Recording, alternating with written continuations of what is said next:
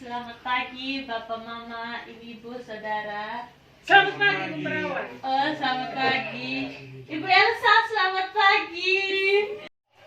Materi selanjutnya kita akan mendengarkan tentang halusinasi pendengaran.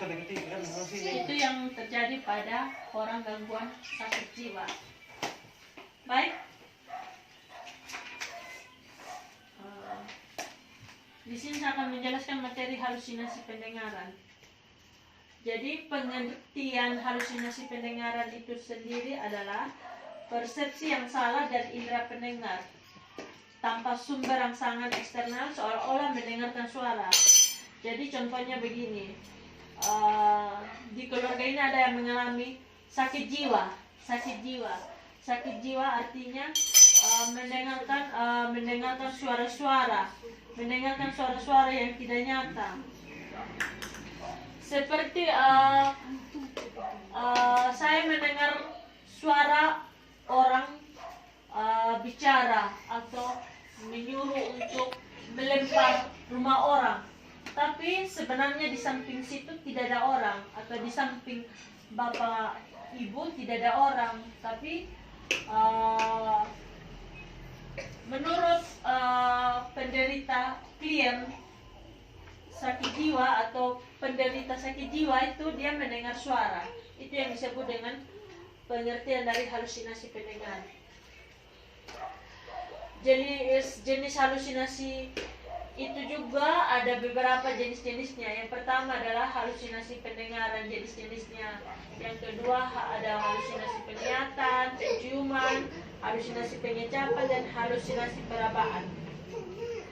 Tanda dan gejala halusinasi yang pertama itu menarik diri atau isolasi sosial, tidak mau membaur dengan masyarakat. Terus yang kedua mudah tersinggung, sering bicara atau ketawa sendiri padahal di sekitarnya tidak ada orang. Terus gelisah, ketakutan, wajah tegang, terus pembicara kacau, kadang tidak masuk akal, terus marah-marah, sikap curiga dan bermusuhan dengan sesama, dapat merusak diri orang lain dan lingkungan. Merusak diri artinya bisa dia membunuh diri atau memegang benda tajam, atau bisa gantung diri, atau bisa pun juga mencederai diri sendiri dengan benda-benda tajam lainnya. Penyebab terjadinya halusinasi yang pertama itu sakit dengan panas tinggi, terus konsumsi narkoba, obat-obat narkotika seperti ganja atau morfin, mengonsumsi alkohol di atas kadar 35% seperti vodka di atas batas kewajaran, atau trauma yang berlebihan. Cara mengontrol halusinasi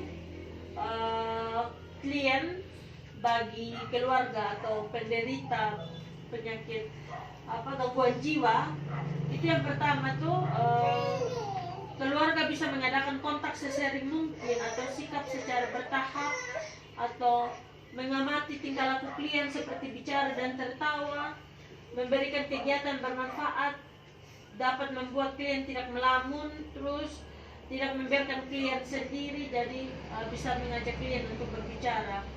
Membantu klien mengenal halusinasinya dengan cara, jika klien sedang mengalami halusinasi, tanyakan apakah ada suara yang didengar atau apa yang dilihat. Katakan bahwa keluarga mempercayai apa yang didengar oleh klien tersebut, namun keluarga sendiri tidak mendengarkan suara tersebut.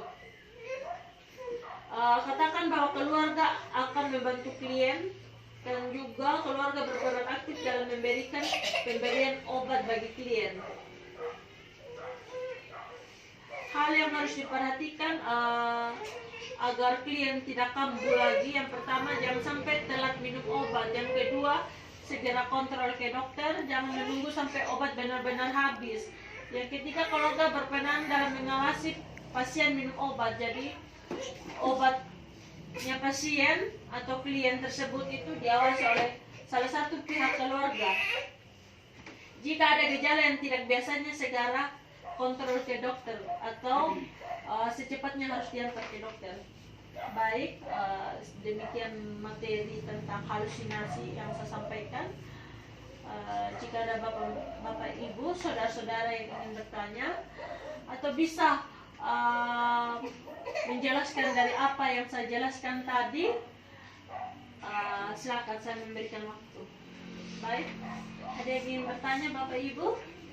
Ikan, mau bertanya? Saya. Dia tadi ibu perawat katakan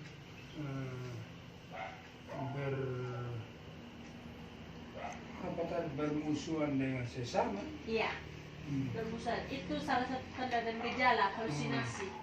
Tanda dan gejala halusinasi bermusuhan dengan sesama. Berarti itu salah satu pertanda. Yang saya ingin tanyakan itu apa obatnya itu sehingga bermusuhan dengan sesama bisa hidup. Baik, jadi yang bapak ingin tanyakan obat untuk bermusuhan, untuk menyembuhkan permusuhan. Iya.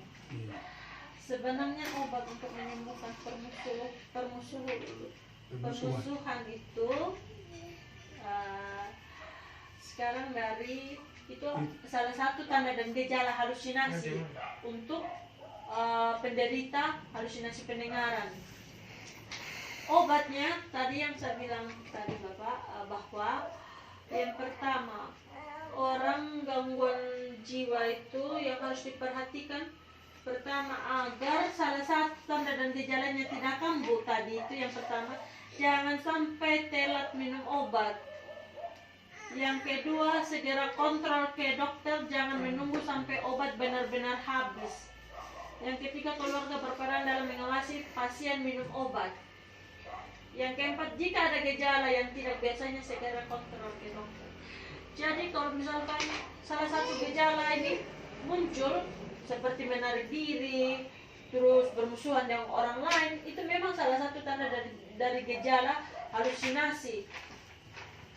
Jadi makanya sebelum keadaan tersebut, tanda dan gejalanya muncul, obat atau jadwal pemeriksaan ke dokter itu harus tetap berjalan sesuai dengan schedule atau jadwal yang sudah ditentukan. Jadi sebelum obat habis harus segera ke dokter. Atau ada pun tanda yang lebih mencurigai dari pasien, bisa langsung segera ke dokter juga. Untuk menghilangkan tadi yang bapak bilang permusuhan dengan sesama, yang pertama bisa kita mengadakan kontak sesering mungkin dengan pasien, mengajak dia bercerita terus, atau memberikan kegiatan kepada dia yang membantu menghilangkan itu, seperti ajak bercerita atau kegiatan yang bisa dia lakukan. Kalau untuk kita mau menyembuhkan gejala bermusuhan dengan seseorang itu agak susah, karena dari stres, dari pemikiran orang gangguan jiwa tidak sama dengan orang normal. Jadi memang harus kita secara bertahap mengadakan pendekatan dengan pasien tersebut. Jadi antara pasien dengan perawat atau keluarga dengan pasien harus memang ada kontak batin, dan yang kedua saling percaya. Jadi pasien bisa percaya kepada keluarga, keluarga juga harus mempercayai apa yang dikatakan pasien. Mungkin juga bisa juga sebagai orang percaya dan beriman, kita bawa dalam doa. Ya, itu kan salah satu. Bisa bapak, bisa semua. Baik, ada lagi yang ingin bertanya? Baik, kalau tidak ada, terima kasih atas kerjasamanya. Selamat pagi. Materi selanjutnya tentang